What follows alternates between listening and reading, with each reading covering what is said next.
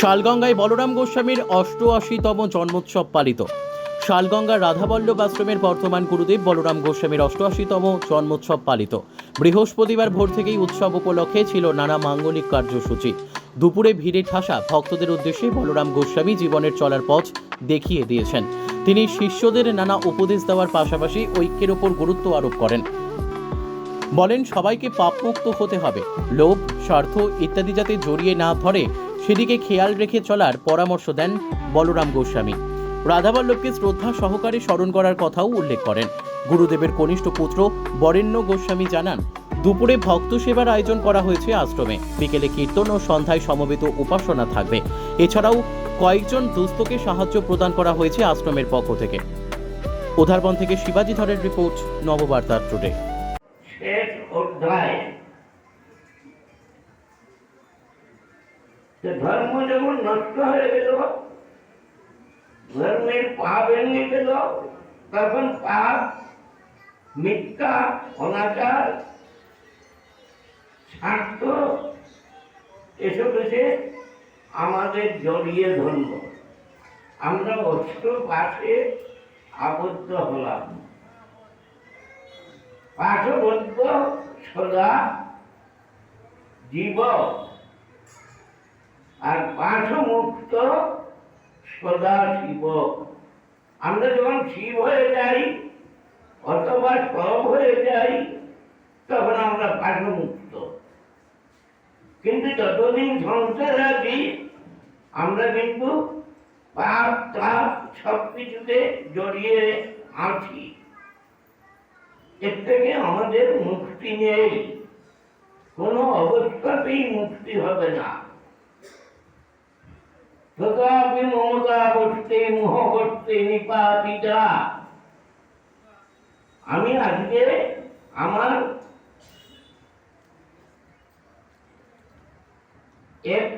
একদিন থেকে শুরু করে আজকে ৮৮ বছরে পদার্পণ করেছি। আমার এই সুদীর্ঘ জীবনে আমি অনেক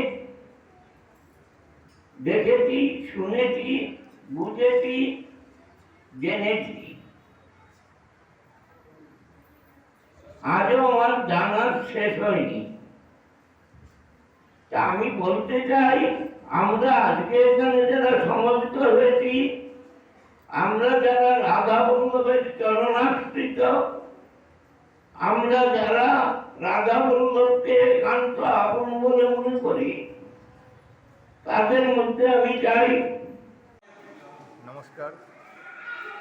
আজকে আশ্রমের বর্তমান অধ্যক্ষ প্রভুপাদ বলরাম গোস্বামীজির শুভ জন্ম উৎসব ৮৮তম।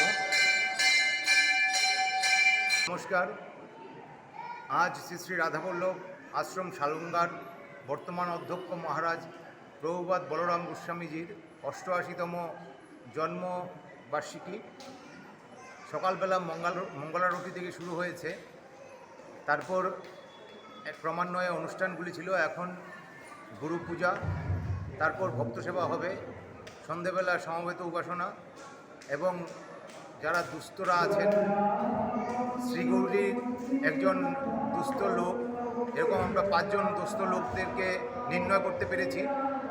তাদেরকে কাউকে আর্থিকভাবে এবং কাউকে মেডিকেলি সহায়তা করা হয়েছে। সর্বমোট ৫ জন ছিলেন। এছাড়া লাস্টে সাংস্কৃতিক অনুষ্ঠান হওয়ার কথা, কিন্তু সময়াভাবে এটা পোস্টপোন হয়েছে। আর এইভাবেই চলে আসছে। গতবার আমরা এবার আয়োজনটা যেরকম করেছিলাম গতবারের অনুরূপ। গতবার ১৬৫০ জনের ভক্তরা সমবেত হয়েছিলেন। রাত্রিবেলা ৮টা পর্যন্ত আমরা প্রসাদ বিতরণ করেছি। এবারও তদ্রূপ করেছিলাম, কিন্তু এখনও অনেকে আসেননি, অনেকে আসছেন। কালকে অনেক জায়গা থেকে লোকরা এসে আশ্রমে রয়েছিলেন। আপনার হাইলাকান্দি, কাটলিচড়া, করিমগঞ্জ এসব জায়গা থেকে লোকরা, দূরাগত লোকরা এসে রয়েছিলেন। ওইভাবেই চলবে অনুষ্ঠান একদিন ব্যাপী। নমস্কার।